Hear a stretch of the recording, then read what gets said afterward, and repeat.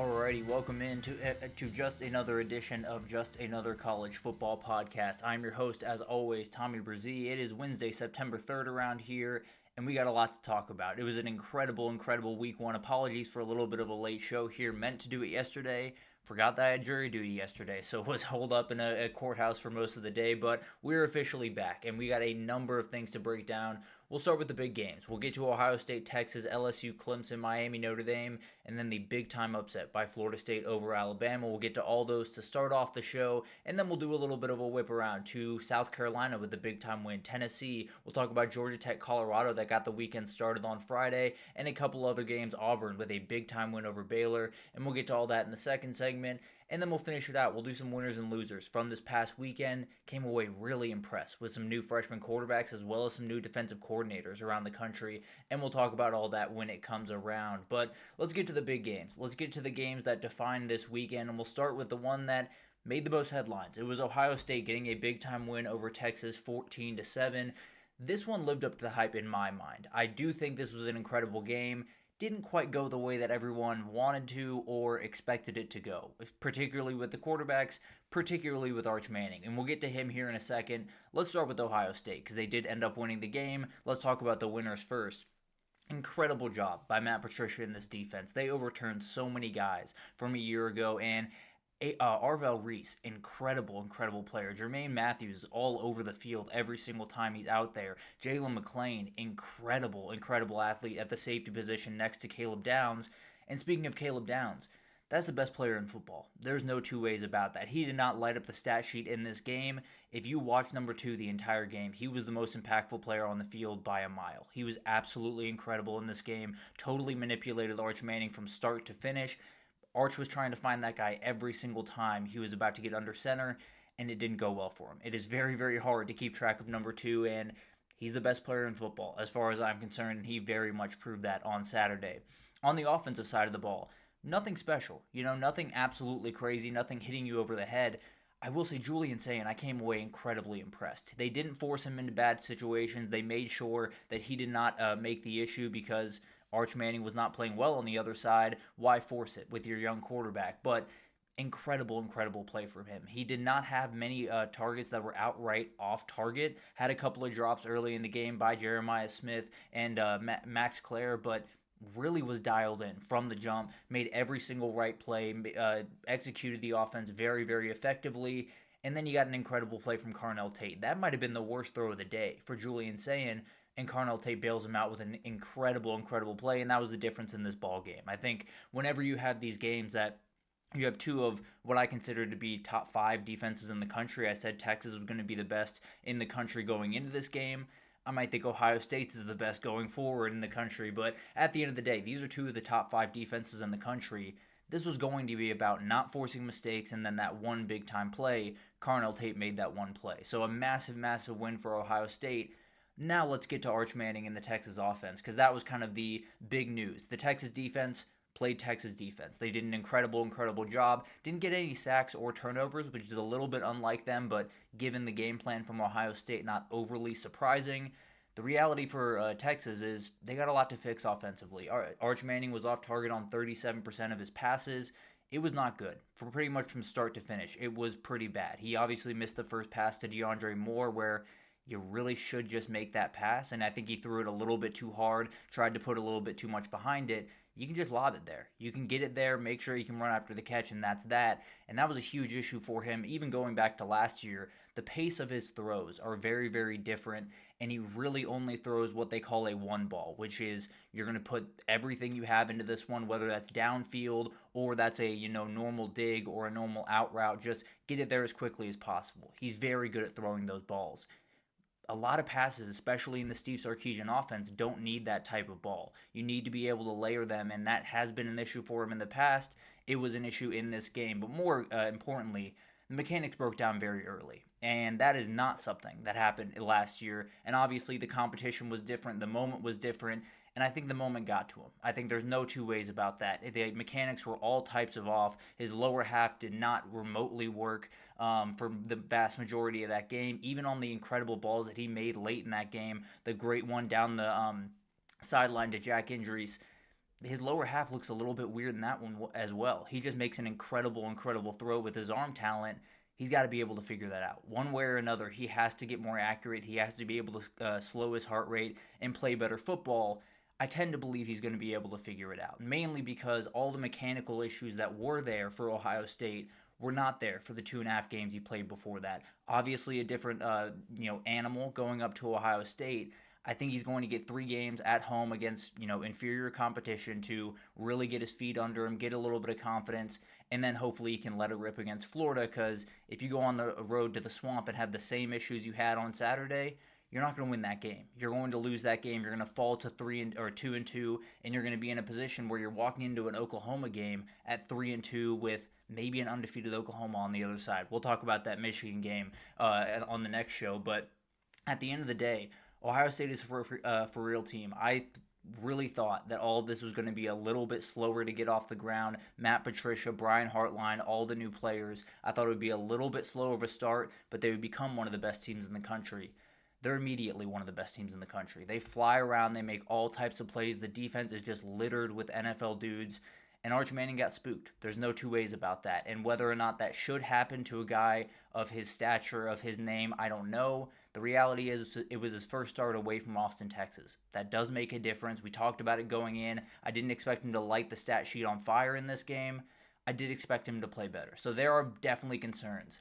There's time to figure it out. I think Texas fans and pretty much everyone might be overreacting just a little bit to Arch Manning's performance, but that's kind of the reality. I think he knew and everyone knew if Arch Manning didn't put up a great performance in this game, it was going to go pretty aggressive in the other direction, and it has. And he's going to have to bounce back from that, but great win for Ohio State. Texas has similar problems to what they had last year in the red zone. They got to figure that out if they're going to be able to make the run in the CFP they want to. Moving forward to the nightcap on Saturday, LSU 17, Clemson 10. Incredible. That LSU defense. Cannot say enough about what Blake Baker has been able to make happen over there. Harold Perkins is back to being Harold Perkins. They put him in the star position, and it's such a weird position for them. It's essentially just a go make plays position, and Harold Perkins makes plays. He's an incredible athlete. Him and Whit Weeks were all over the field in this game. Incredible job from start to finish for this LSU defense. As for Clemson, this is kind of what I was worried about. I believed Clemson was going to win this game. I picked them to win. I thought it was going to be much more of a shootout than it ended up being, but at the end of the day, I picked them to win this game. What I did say going in, though, was they lost 3 games to SEC teams last year because they could not handle the size and the speed of the SEC teams. LSU might not be on the same level from a size perspective of a Texas or a Georgia. From a speed perspective, they are. They absolutely have guys that can fly around, and that Clemson offensive line did not have an answer for it. It is the big-time worry that I have for Clemson going forward. They can win the ACC. They can move through this conference, get to the CFP. We'll talk about Miami that might be standing in their way, and that defensive line is absolutely nasty as well. But I do think they have the ability to continue to make a run, go undefeated the rest of the way, win the ACC, go to the CFP. The reality is at some point you're going to get an LSU, you're going to get a Texas, you're going to get a Georgia, you're going to get someone that has the size and the physicality and the speed especially to get around you.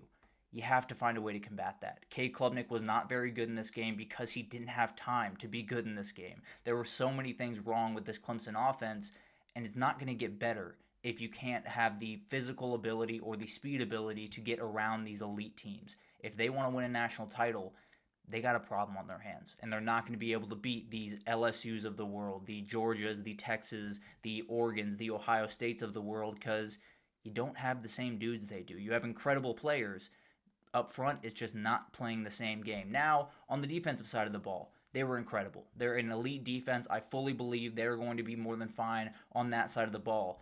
What it comes down to for Clemson is you don't want to just win the ACC. You want to win a national title, and as of right now, it looks like you can't match up, especially up front when it comes to these elite SEC programs with your offensive line against their front seven. That is the biggest battle that you're going to face deep into the CFP, and they got to get a whole lot better for that.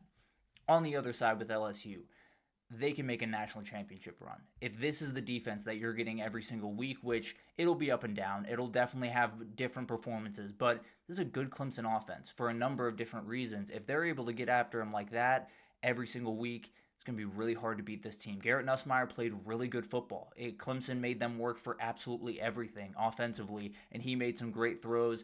The Berrien Brown catch we'll talk about a little bit later in the show.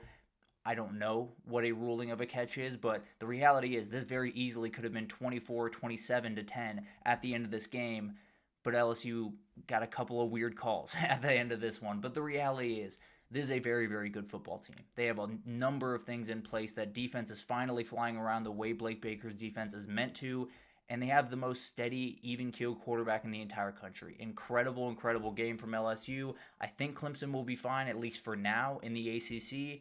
I can't promise they're going to be fine once we get to the CFP, and we'll have to evaluate it once it gets there. For LSU, hit the ground running. Everything is on the table for this football team. They can do amazing, amazing things. You got to make sure you keep the consistency up, because that was the issue with this team the last couple of years. You play an incredible game, and then you fall short to Alabama.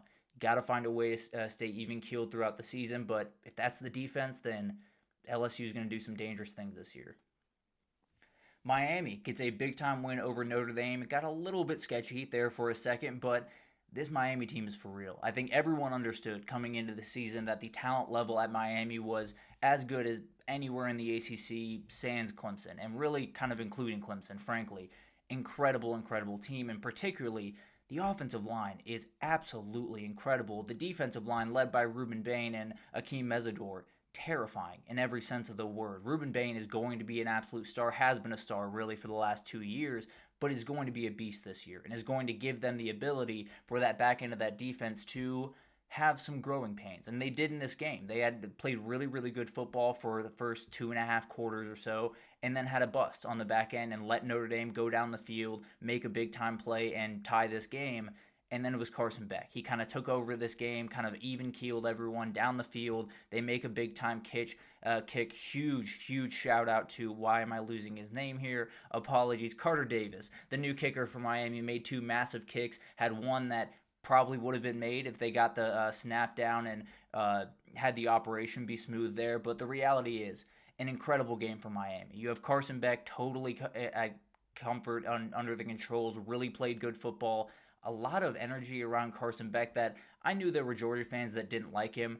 I didn't know there were a whole lot of people that thought he was just downright bad last year. He obviously didn't play his best football, but they led the country in drops over at Georgia. The offensive line did not play nearly as well as they usually do at Georgia. The run game suffered because of that, and Carson Beck had to wear all of it. So he's a good quarterback. He is an NFL quarterback going forward, and I think he's in a situation that's absolutely perfect with Shannon Dawson.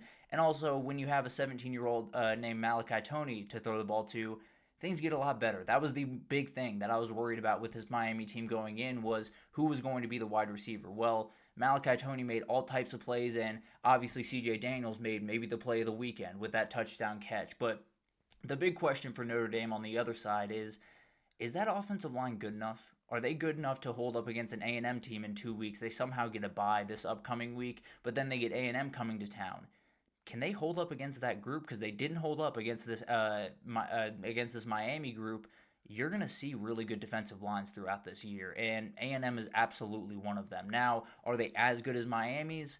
I don't know. I think it's a little bit of a toss-up there. I know it's going to be close, and I know that Notre Dame's offensive line is going to have to play a whole lot better. I know that I don't know what the plan with Jeremiah Love is. He had 14 touches in this game. He's your best player by a country mile, and you're breaking in a new quarterback. I get Miami played the run relatively well in this game. I get your offensive line wasn't playing very well in this game. You have to get number 4 the ball. I don't care if it's splitting him out in the slot receiver and throwing a screen out to him. You have to find a way to get him the ball more than 14 times. Now, maybe you could stop jumping in the air and falling very aggressively, because that makes me a little bit nervous. But overall, if Notre Dame's going to be the team that they're capable of being, which is a playoff team competing for another national title, they got to find a way to get number 4 involved. And they have to get him involved very consistently throughout the game. If they can't, it's going to be a frustrating season, not a perfect season. They're going to go maybe 9-3 and miss the playoff. Everything's still on the table for this football team. The reality is you don't play much better in 2 weeks. You're going to lose to A&M, be 0-2, staring down a USC and a Pitt and a number of other games that could absolutely do you in before the end of the year, and then you're fully out of the CFP picture. So a lot of things to figure out for the Notre Dame side. The good news is I think he got a quarterback. CJ Carr played some really good football in this game. Started a little bit slow as you would expect, but really got his feet under him, made that great play for the touchdown on kind of a no-look pass, if you noticed that, and a couple other plays where just looks really calm. A really, really confident kid that made all types of plays. So absolutely massive for him. Both these teams will be in the hunt. Now, Notre Dame's got a huge one in a couple of weeks. I just think they have the dudes to make it happen. There's no doubt about that. Miami, that defensive line is going to get them really far, and then if Carson Beck is playing that level of football, you're going to be more than fine. Now, I do still worry about Mario Cristobal. I think you have to keep the pedal to the metal. Do not get conservative late in these games because then you're allowing teams like Notre Dame to find their way back into it. But at the end of the day, incredible, incredible game for Miami. Everything is on the table for this football team. They can absolutely win the ACC, and frankly, with that defensive line, if they get after quarterbacks the way they did on Saturday throughout the CFP, I'm not going to say they can't win a title. I'm still very, very skeptical. Definitely still need to see more from Malachi Toney and all the guys on the outside, but that's a really good football team with maybe the best defensive line or most disruptive defensive line maybe in the country going forward. And then this one. Wow. I don't really know what more to say. This was a game that you try not to overreact to week one. That is the number one rule. Make sure you do not overreact. These teams are going to change. They're going to get better. They're going to get worse. They're going to get different in a lot of different ways. This was bad in so many different ways. And it's a game that's really, really hard to not overreact to. But let's start with Florida State. Let's start with the good side of this game, and then I'll get to my Alabama rant because it's going to be a lengthy one. But first of all, good for Thomas Castellanos, really kind of giving it back to everyone that said he shouldn't be talking a little bit of crap going up to this game.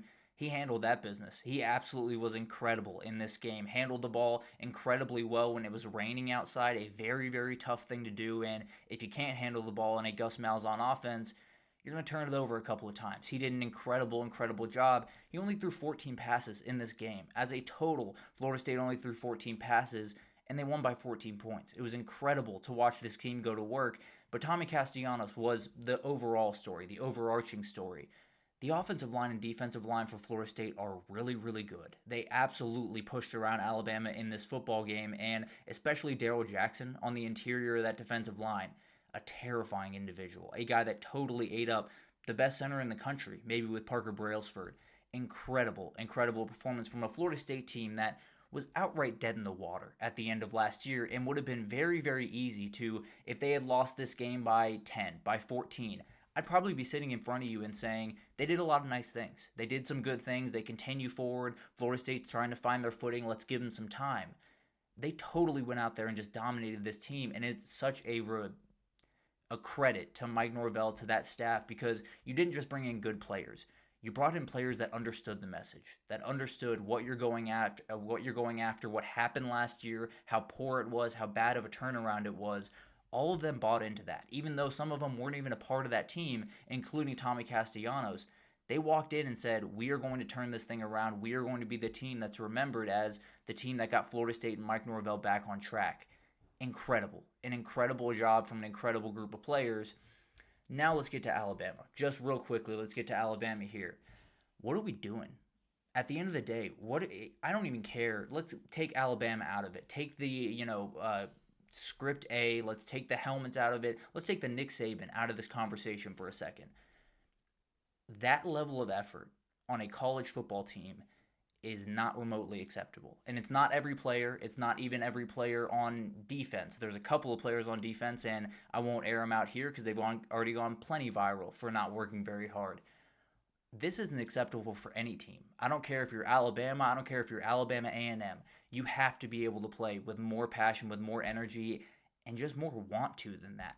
They are a much better team than what they showed on Saturday, and they weren't remotely prepared. They didn't look like they knew what was coming from Florida State, which is weird because it was very similar to what happened against Vandy last year. The fact that you don't know what that's going to look like with Tommy Castellanos in the backfield is crazy to me. You were both physically and mentally weak against a team that came out and was fully ready to roll, and you should have known they would be fully ready to roll. They're coming off a 2-10 season, and they want to make a statement against you because you're Alabama, and they don't see fear from you anymore. They see an opportunity to take advantage of a team that is mentally and physically weak and shouldn't be. I don't know what's happening in Tuscaloosa. I know for a fact that it's not nearly what it needs to be. I don't care who the former coach was. I don't care what the team did in the past. If West Virginia was putting up this level of effort, sorry to give a stray to West Virginia, if any team in the FBS was giving this level of effort, it would be a problem. It just happens to be happening at one of the most prestigious programs in the entirety of college football. It is crazy to me. I cannot describe it. I don't understand it. I came into the season with all the hopes in the world for Alabama. I have them winning the SEC. I'm going to sit on that one, but frankly now, I'd much rather pick them to go 6-6 than win the SEC. If that's the team that I'm going to get every single week, they're going to get torn to pieces by Georgia. They're going to get torn to pieces by every single team that has a running threat at quarterback, and they're going to get torn to pieces by every team that plays mentally disciplined, because Alabama doesn't. They have more penalties in every single game that Kalen DeBoer has coached there than the other team. There has not been one game where they've been the less penalized team. They're 5-5 in his last 10 games, and one of those was against an FCS opponent. They have 4 losses when they were 14-point favorites in those games. They've lost to more unranked teams in 14 games than Saban did his entire time at Alabama. What are we doing? You have one of the most talented rosters, maybe the most talented roster in the entire country. How can you get these guys not to play hard or not even to fully understand what they're looking at every single play? You're playing on your heels every single play on defense. And on offense, you have a new quarterback. You can't expect Ty Simpson to go out there and be fully ready to roll every single second. He didn't play great. He looked exactly how I expected him to look. A little bit of a deer in the headlights, a couple of mistakes here and there, but the reality of the matter is the guys around him did not play good enough. From the receivers to the offensive line to the defensive line to the linebackers, especially the linebackers, and the back end. No one is playing Alabama football. No one's playing college football over at Alabama right now. They are playing run around on a football field and get beat by 14. That's the reality of this football program right now, and everyone's talking about who's the next head coach is going to be, and frankly, I think Kalen DeBoer is a good head coach. I think he has every ability to turn this thing around. It's getting way too late in the process to figure that stuff out. There are certain things that are absolute non-negotiables at Alabama. You are missing the mark on just about every single one of them. So it's a $70 million buyout. It's massive. It's going to be really tough to come up with that money. You force their hand, you can bet they will. So it was bad. There's no two ways about that. I'm sure you've heard some version of that rant about everyone in college football by this point, but the reality of the matter is that's not just not Alabama football.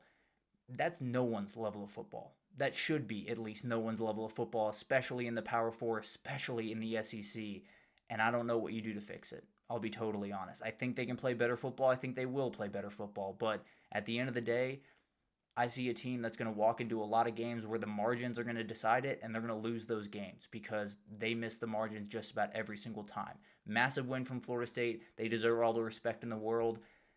Alabama's got to look themselves in the mirror and figure out a lot of things. But we'll talk about that, obviously, coming up on next week and going forward. They play Wisconsin in 2 weeks, which who knows at this point. But we'll do a little bit of a weekend roundup with all the other games right after this, so stick with us.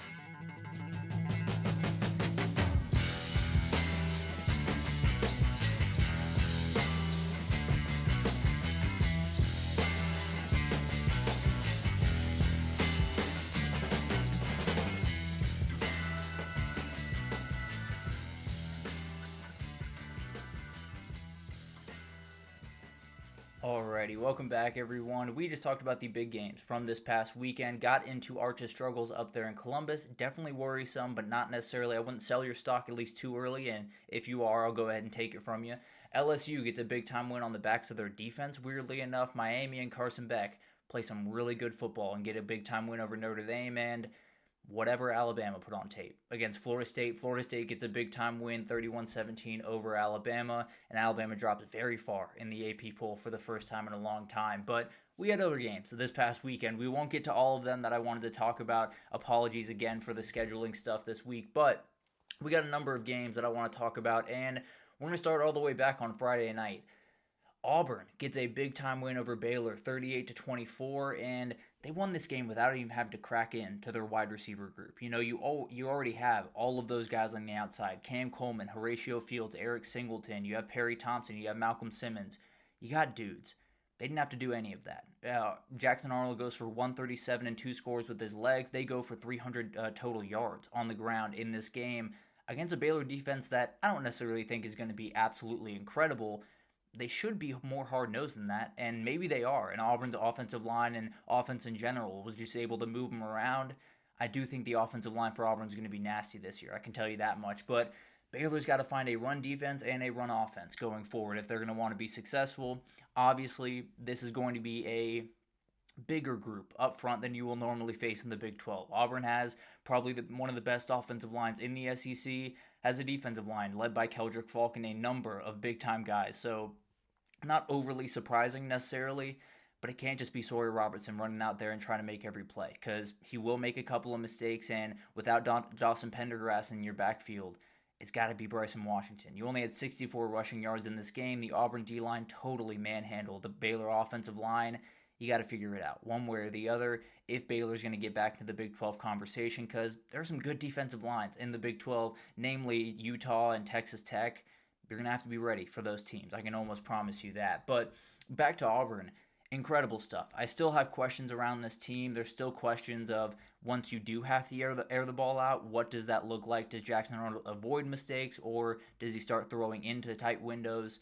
That's a big-time question. There's no doubt about that. What I can tell you is they have this run game to fall back on. They're going to have every ability to do something special. And we just talked about Alabama struggling with running quarterbacks. If they were to have played this past weekend, Jackson Arnold would have done terrible, terrible things to that defense. But they got time to figure that out. We'll see what happens at the end of the season. Really impressed with Auburn. Still don't necessarily think they're going to light the world on fire. Do think much higher of them than I did going into the weekend. I can promise you that. On Friday night as well, Georgia Tech got a gross win of sorts. They turned over the ball the first 3 times they touched it. It was really bad to start this game, especially for Haynes King and whoever the center was. I can't exactly remember, but a couple of bad snaps in that. But Colorado takes an early lead, and then Georgia Tech kind of locked in and kind of got their feet about them, tied this thing, I believe, going into halftime, and then really took over in the second half. Haynes King, I don't know what that guy's made of, but somehow he just keeps popping up, and it doesn't look good most of the time. He pops up and he grabs something, or he's limping off the field, or he's limping back to the huddle.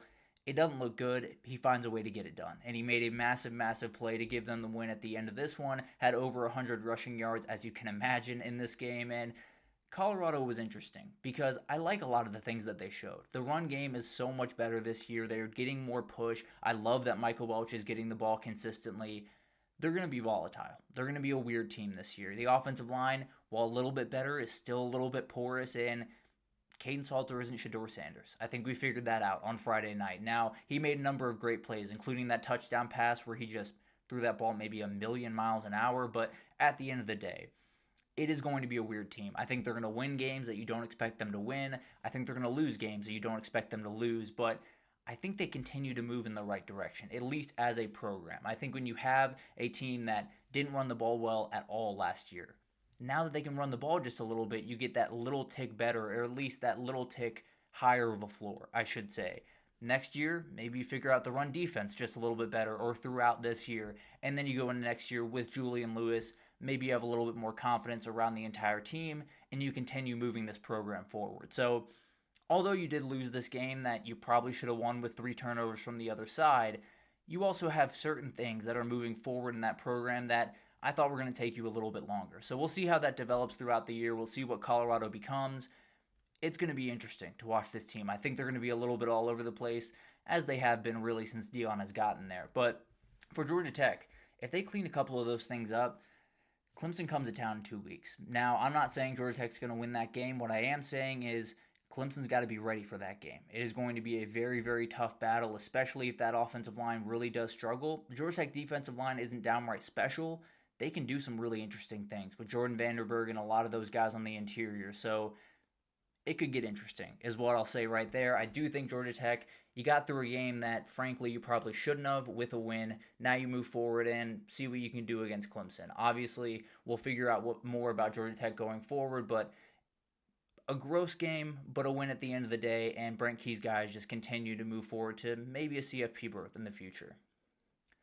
Tulane got a dominating win over Northwestern, and we got a little bit of drama after this game talking about the jersey situation around Tulane.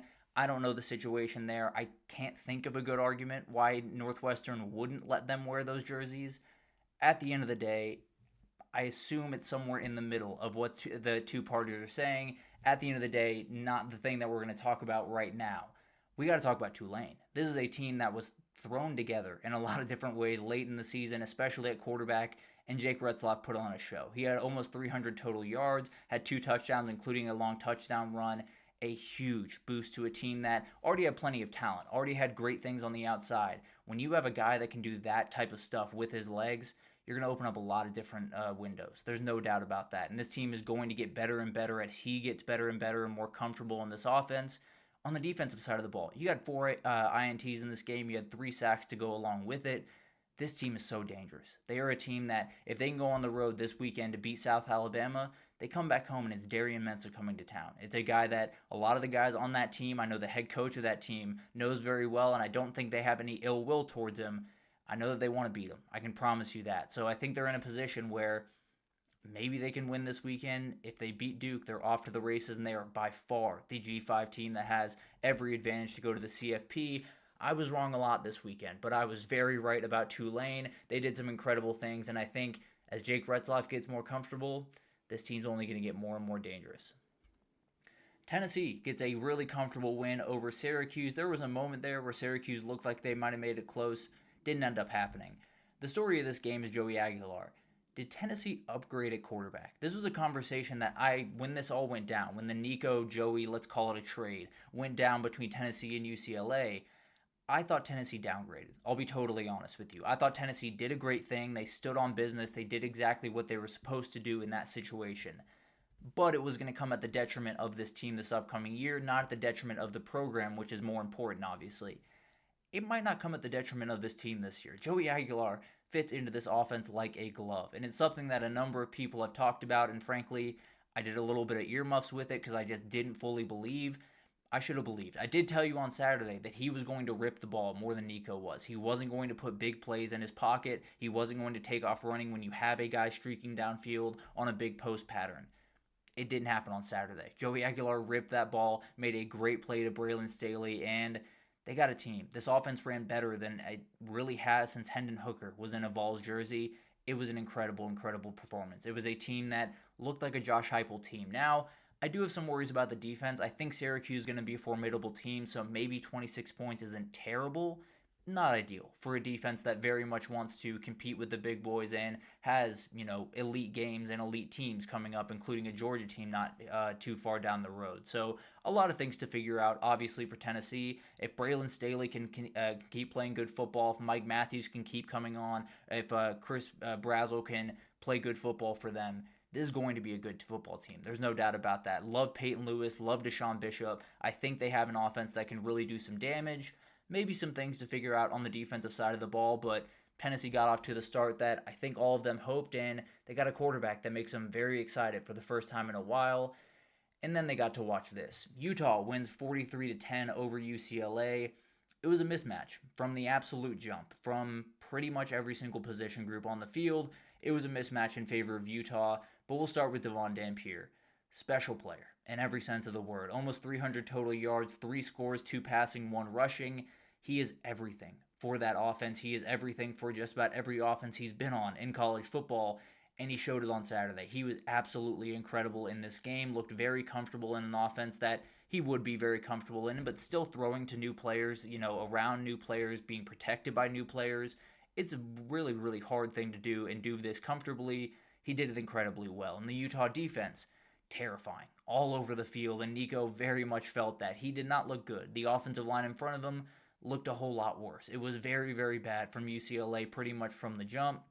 At the end of the day, like at Tennessee, he made some plays with his legs, nothing really special through the air, and a pick to go along with it. It was a tough day from Nico right after he watched the guy that took his job do some pretty incredible things. So for Tennessee fans, congratulations, I guess. Everything kind of worked out for you. In the end, you saved a little bit of money, and maybe got a better quarterback. But at the end of the day, it's going to be really interesting to watch Utah move forward.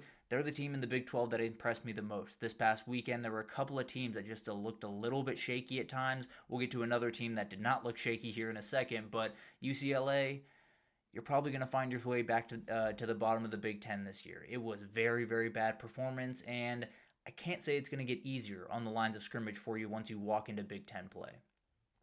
South Carolina gets a big-time win, 24-11 over Virginia Tech. This was a game that wasn't all that pretty. I think the scoreboard might show a different story than what was actually on TV. Now, not to take anything away from South Carolina. Lenora Sellers played some really good football. You finally got Nick Harbor to make the big-time play everyone's been waiting for. That defensive line is downright nasty, at least against Virginia Tech, and that's something we'll watch going forward. But the reality is, there were two big plays in this game. It was the punt return by Vakari Swain. It was the big play to Nick Harbor. And that was really it. It's not to say the South Carolina offense was downright anemic, but for about 2.5 quarters there, they were nowhere to be found. And they have to figure that out as they move into SEC play, because you're not going to have the opening that Virginia Tech gave you in this game. And frankly, that Kyron Drones gave you in this game. He did not play very good football. Started early, started pretty hot, made some nice throws, and then was just all over the place the rest of the way, and a lot of that had to do with his offensive line got ate for dinner. And frankly, on the other side, the South Carolina offensive line didn't play that great of football. They had moments, they did okay. They didn't run the ball all that well in this game, and Lenora Sellers was kind of running for his life in a number of different ways. They had 4 sacks, did Virginia Tech. Bad rushing game from South Carolina. It was just not the way that you think South Carolina is going to be able to go about winning 10 games or getting to the CFP, doing the things that they want to do. So they have things to clean up. There's no doubt about that. But the reality of this game was you're going to Atlanta to play a home game, quote unquote, which isn't a home game, but you're playing a team that very much wants to make a statement. You have a lot of pressure on your shoulders. You got the win. You move forward. You figure some things out. Obviously, SEC play will reveal a lot more about this team, but frankly, when you have Lenora Sellers, Dylan Stewart, and Nick Harbor on your football team, you're going to have the 3 best athletes on the field. Almost every single time you step on the field, frankly, I thought about this. I think the only way that's not the case is when they play, if they play in a playoff Ohio State. I think that's the only team that has outright athletes that are better than those 3 guys that I just named. They're going to have freaks. And if those freaks can take them to a CFP, all's well that ends well. But I do think there are some worries around those freaks. That would make things a little bit tougher. But when you got 3 guys that can do what Lenora Sellers, Dylan Stewart, and Nick Harbor can do, you can do some pretty special things. And then finally, the game that capped the weekend, TCU drags North Carolina 48-14. The debut of Bill Belichick was far from pretty. Let's just leave it at that for the time being. It was a good first drive, and then you got punched in the mouth and just did not get up from the rest of the way. Incredible game from TCU. Not necessarily perfect, definitely some things they want to figure out, but if that offense is going to play at that clip the rest of the season, it's going to be really, really hard to beat them. I can tell you that much. And it does go to show you that college football is a Jimmy and Joe's type of league, because they ran a lot of similar things to what Matt Patricia ran against Texas. They don't have the dudes to run that type of stuff. So TCU blew them off the line of scrimmage, ran for a ton of yards in this game. Jordan Dwyer, the wide receiver that came over from Idaho, had over 100 yards and a score. Kavarian Barnes in the backfield, very, very talented running back that's going to lead the way for them there. Incredible game from TCU. For North Carolina, I think it might be Max Johnson's team going forward. Now, I don't think they did a ton to help Gio Lopez. They didn't utilize his legs the way that you probably should have, but Max Johnson comes in, goes 9 for 11 with 103 yards and a touchdown to his brother Jake, which was a pretty cool moment after he had a terrible, terrible injury. Very excited to see Max Johnson back on the football field. Overall, the big takeaway is they're not there from a talent level. They're just not there even for a TCU team. They're not going to be there for a Clemson team or a Miami team or a number of teams in the ACC. It's not going to be a great season for North Carolina. I do think they're going to get better. I do think Max Johnson, at least if this is the way they're going to call an offense, he's going to give you the better chance to win going forward. We don't know the status of Gio Lopez. Did go out with an injury, not just bench, so that is something to keep in mind. We'll see how that develops, but at the end of the day, it's not going to be pretty. It's not going to be perfect, and we'll see how this unfolds. I don't think it's going to be great, but at the end of the day, TCU gets a big-time win. North Carolina got something to figure out at the very least, but an incredible weekend of games. There's a number of other games that we could talk about. Mississippi State got a precarious at times, but relatively comfortable win over Southern Mississippi, and a number of other games that we didn't quite get a chance to fully get into. We'll get into a couple of them in the last segment here. We got some winners and losers from this past weekend. One of the bigger winners was freshman quarterbacks, and we'll talk about them right after this, so stick with us.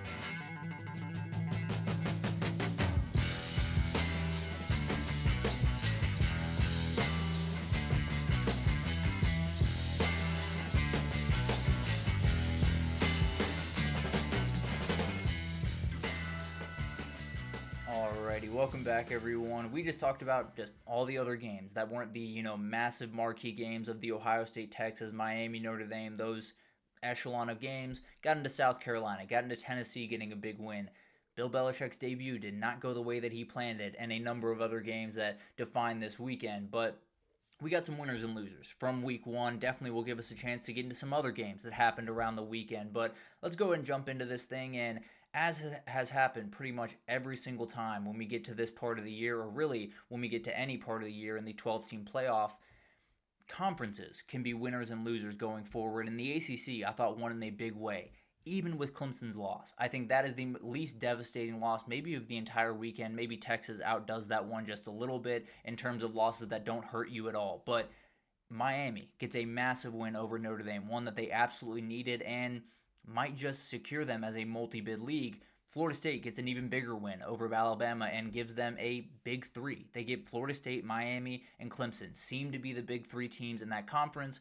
Obviously a long way to go, but that was kind of the thing the ACC was missing. It's Clemson and it's everyone else. Who is going to meet them up at that top level? Seems like Florida State and Miami are more than happy to at least get close to that top level and maybe be the other team going to the CFP from this conference. The other part of this is Georgia Tech gets a massive win over Colorado. Obviously, the UNC loss doesn't help them against TCU, but you get a massive win over a Colorado team that I think is going to be able to put up a couple of wins in the Big 12. You might have a whole lot easier of an argument at the end of the year over the Big 12. I think you already have that argument kind of won in a lot of respects, but obviously that is going to be something that's relatively important down the stretch. Whether it should be as important as it is, that's a debate for another day. But the ACC won in the big way this season, or this weekend. I think Clemson's loss doesn't help. I also think Clemson was the team that you said they could lose this weekend and bounce back and still be in the CFP. I think we thought Miami probably had to get a win to feel fully confident in them. Florida State didn't have to get a win, but definitely if they got a win, they're fully back in the CFP conversation now. So the ACC did a whole lot of help to themselves this past weekend, and I think they're going to be the multi-bid league, which leaves the Big 12 probably to be a one-bid league. It was not a perfect week from the Big 12. TCU, Utah kind of saved the day just a little bit for this conference. Texas Tech had a dominating win over a not a good opponent, but Arizona State, Kansas State struggled against relative layups. Now, Arizona State was able to build a relative good lead and didn't necessarily have to stress too much at the end of this game, but it wasn't all that pretty against Northern Arizona. Kansas State let North Dakota hang around for just a little bit too long. I said Iowa State was going to be the team that struggled coming back from Dublin. I was wrong. It was the other team. It was the Wildcats that were just a little bit all over the place. Obviously, Colorado loses. Baylor goes down. It was a tough week for the Big 12. It definitely put them in the you are going to be a one-bid league conversation. Now, maybe TCU and Utah, or maybe Arizona State and Utah can totally separate from everyone. Maybe Iowa State can win this weekend against Iowa and give them another leg up, but it's not going to be pretty. I think this conference is going to be a little bit all over the place like it was last year, and I think if they didn't get these out-of-conference games, it was going to be a really, really tough battle to get more than one team in the CFP. Now that Colorado's lost, now that Baylor's lost, you're in a tough spot. So we'll see what happens going forward. Obviously, a lot that's still in place. I think Iowa State, TCU, Arizona State, Utah still look very good to me. Texas Tech, still a very dangerous team, but it wasn't the weekend that the Big 12 wanted. I can promise you that. A winner was freshman quarterbacks, and it was not what I expected. Now, with Bryce Underwood, I did expect him to play good football against New Mexico. I can promise you that. He looked really good. He looked like the quarterback that everyone made him out to be. Now, this weekend is going to tell you a whole lot more about what he does against Oklahoma, but incredible football player and a guy that physically fits everything, a single thing you want him to do. Whether it's run the football, he can throw the ball about 1,000,000 miles, has incredible touch. He's going to be a really good quarterback. I can promise you that. He already is a very good quarterback, but he might be downright special for Michigan going forward. Jaren Kawe Sagapulitele, incredible game against Oregon State. That guy puts the ball exactly where he wants to every time. An incredible, incredible quarterback, and a guy that obviously with the lefty reminds a lot of people of Tua. He might have more raw arm talent than Tua does. An incredible player that absolutely can sling the ball around the yard. Obviously, they're going to maybe not be the team that Michigan's going to be at the end of the year, but Cal's got a dude. There's no two ways about that. Saw way too many tweets talking about him transferring at the end of the year. Let Cal enjoy something. Let them have a good time with this quarterback. And frankly, he chose Cal. He transferred to Cal from Oregon. So I think he's going to stick around. Incredible player, and he dominated Oregon State this past weekend. And then Malik Washington, wanted to give him some love over at Maryland. Really good game against FIU, obviously, or FAU, excuse me. Obviously, he should have a good game against FAU, but at the end of the day, it does look like Maryland might have their quarterback of the future going forward. Really fun to watch all three of those guys go to work. And then you have some redshirt guys like Julian Sayin, Dylan Lonergan, and a couple other guys that played some really good football. And I know for a fact, I'm going to call him JKS so I just don't butcher his name anymore. But JKS, going to be an incredible player for Cal going forward. Cannot wait to watch that team. And it was a team that I wasn't all that excited to watch going into the season, with all due respect. And then Bryce Underwood. Can't wait to see what this weekend holds. He's a very, very special athlete, and a guy that, if they win this weekend, things get really interesting for that Michigan team in a hurry. Maybe they're the team going to the CFP from the Big Ten after that Big Three, as we call it up there in the Big Ten. The loser is the guys that had to wait their turn or waited their turn. It's always a great thing. I don't necessarily want to poo-poo people waiting their turn, because it is what I want people to do. I want people to sit and stay at the same place and get more comfortable and then get their chance to shine. Doesn't change that Arch Manning and Ty Simpson were not great this weekend, and it put them in a not great spotlight in a lot of respects, particularly Arch Manning for obvious reasons. But the reality is, it was not pretty from these two guys. It doesn't kill anyone. I think both of them are going to be fine. I'm a little bit more worried about Ty Simpson, not because I think he's a terrible player, frankly because I think his coach might need to do some things to keep his job. But that's a totally different conversation for a different day. They'll be fine. Especially Arch Manning, both of them will be totally fine. They went on the road in tough road environments. They're going to be okay. It just wasn't all that pretty from guys that waited for that moment for quite some time and didn't go the way that they wanted it to. But I'm sure they'll find their footing. I'm sure they won't be losers next week, hopefully, and they'll be able to bounce back and at least keep their feet under them just a little bit. New defensive coordinators dominated this weekend. And we'll start with Matt Patricia because that was probably the most obvious of the bunch. Incredible job against an offense that is not easy to defend. And that's something we'll talk about going forward with Steve Sarkisian in that offense. Some guys are catching on, especially the elite defensive coordinators. We saw it with Kirby. We saw it with Jim Knowles last year at the end of the year with Ohio State. And we saw it this past weekend. There are some relatively troubling things around that. But overall, he did an incredible job getting his defense ready. Obviously, he has an elite group of guys, but absolutely got them ready for everything that they were going to face on Saturday. That Ohio State defense is not going to skip a beat. They might be better than last year, as crazy as that sounds. Corey Heatherman down at Miami did an incredible job with that team that was a really, really hard lift. I think they have incredible, incredible players around that group. I also think putting together a back end all from transfers is an absolute nightmare. And they're playing really good football back there. Had one big-time mistake, obviously, but they are a very, very good team, and they're absolutely going to do some incredible things this year, especially because of that defense. Obviously, Jim Knowles is rolling over there at Penn State. They played an incredible game against Nevada. Obviously, it's Nevada, but a lot of things looked really clean for that Penn State football team. Tom Allen did a great job against LSU at Clemson. A couple of bad moments, but overall, really good defense down there. And then just to give some love to Blake Baker one more time, he's in year 2, but incredible job getting that team the way that they need to be, and definitely the Blake Baker defense that LSU fans have been waiting for, at least last season. The loser is an understanding of the rules. I have no earthly idea what a catch is, guys, and I don't think anyone does. I think the guys with stripes on the field don't know what a catch is, if I'm being totally honest, because there were 3 big plays this weekend that I found were relatively similar. Obviously, there are differences. Obviously, there are certain things that apply to some that don't apply to others. But the Parker Livingstone catch that got Texas on the board late in that game, the Barian Brown catch that you're seeing right there at the goal line, right on the corner, and then the Nick Harbor catch in the corner of the end zone that he lost on the way down. all of those were relatively similar to me. Obviously, Parker Livingstone ended up with the ball in his hands. That's a little bit different, and he was in the field of play, which makes it a little bit less complicated. But all those guys went down, had good control, maybe not fully firm control, went to the ground, lost it for a second, and then were able to regain it. How is one of those a catch and the other two aren't? I think all three are a catch. I want to make that very clear. I'm not saying that the rest were totally right with Barry and Brown and Nick Harbor.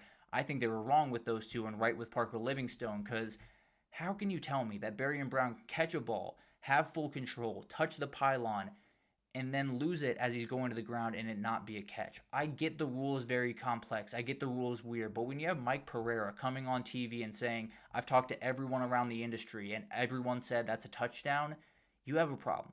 You're not officiating this game the same across the board. It's been a problem for a really long time, especially with this particular rule. I don't know what a catch is. I don't think anyone knows what a catch is, and I think we're still trying to figure that out. It's a nightmare, and it's one of those things that is going to change the outcome of a football game. It almost changed the outcome of the LSU game. If Clemson comes down and scores in that moment, it's a tie game, and Clemson has all the momentum all of a sudden. We got to figure it out. One way or another, we have to figure it out. I don't understand how someone can catch the ball, have firm control, and then be fully out of bounds, and then they hit a camera or something crazy, and the ball bounces out, and it's not a catch anymore.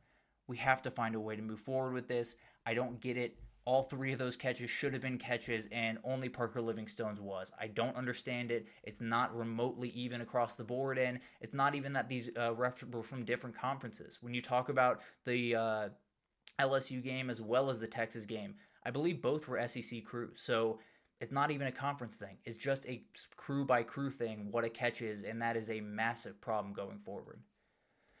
The winner was all of us. Mainly college football is back. That's the biggest thing. We are back in full swing. Everything is getting crazy. We have massive overreactions one way or the other. Arch Manning is terrible at football. I don't know if you've heard. And also Alabama is dead. And all this great stuff is happening once again because college football is officially back in our lives. It was a week that was hyped up to be the best week one of all time. And I think it lived up to the hype. As crazy as that sounds, every big game was down to the wire, was very close. We got a massive upset with Florida State over Bama. We got some incredible games that went down a little bit to the wire with some of these quote-unquote layup games for these big-time teams. College football is all the way back. That's the important part. We got an incredible weekend that lived up to every bit of the hype that it had going in. Obviously, the Ohio State-Texas game didn't give us the fireworks we wanted, but it was close late, and it had plenty of stuff to talk about afterwards. There's no doubt about that. So we are the biggest winners of this entire weekend because we got the best sport in the history of the world back in our lives. I am a big-time loser of this past weekend. I won't lie to you. I was more wrong this weekend than I think I've ever been in my entire life around college football, and I loved every second of it. Because the reality is, when I am totally wrong, not saying that I am a savant of this sport, but it means this sport is all over the place, and it really is this year. It's going to be the rest of the season. I picked Texas because I thought Arch would be a little bit ahead of Julian Sayin. Was wrong about that. I picked Clemson because I was a little bit worried about the LSU defense. Was wrong about that. I picked Notre Dame because I was a little bit worried about Miami's ability to stop the run. Ridiculous. And I picked Alabama because it's Alabama against Florida State. Nope. Florida State gets a big-time win. I was all types of wrong this past weekend, and it was so much fun to watch. Every single game was incredible. Every single moment was awesome. There were so many things to talk about out of this weekend. More than anything, if I'm going to lose that way every single weekend, if I'm going to be that wrong on my picks, but it's going to roll out that way, more than fine. I'll take a losing record this year on my picks if it means we're getting week after week of that level of football. Was incredible. Was a little bit sloppy. It is week one. There's going to be a little bit of slop, but it was college football, and it was perfect in every sense. Even though I did not have my best week in terms of picking games, it was awesome to watch. Loved every second of it, and we're fully back. We got college football fully back in our lives, and we will get ready for a week 2 on Friday, I believe. We'll release that video picking all of the games. Got a huge game on Friday night with James Madison against Louisville. We'll get into all of it. I promise you that. Apologies again for a little bit of a delay. Jury duty did me in this week, but we will figure it out. We'll go forward and probably start doing Sunday, Tuesday, and Thursday shows. We'll figure that out on the back end of week 2, but we'll see you on Friday. Thank you so much for tuning in. We'll be back on Friday to break down an incredible underrated week 2 slate, and we'll talk about that more on Friday. But thank you so much for tuning in. Please do like, subscribe, comment. It means the world to me, helps me out a ton. But thank you so much for tuning in, and I will see you guys on Friday to break down a really fun week 2.